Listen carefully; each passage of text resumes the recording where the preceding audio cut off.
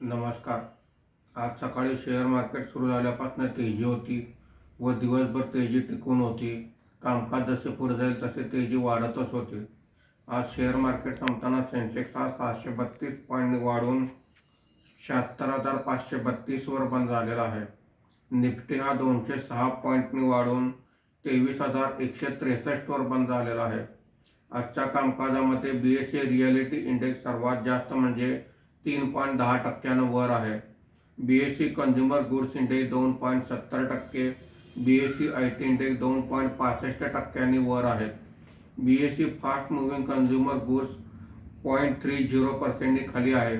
बऱ्याच दिवसाच्या घसरणीनंतर आज BSE मिड कॅप इंडेक्स 2.54% आणि BSE स्मॉल कॅप इंडेक्स 3.28% वर आहेत. आज निफ्टीमध्ये वाढलेले मुख्य शेअर्स पुढील प्रमाणे: Shriram finance 4.41%, Bharat electronics 3.47%, Tata Motors 3.33%, SBI life insurance 2.92% अशी वाढ आहे.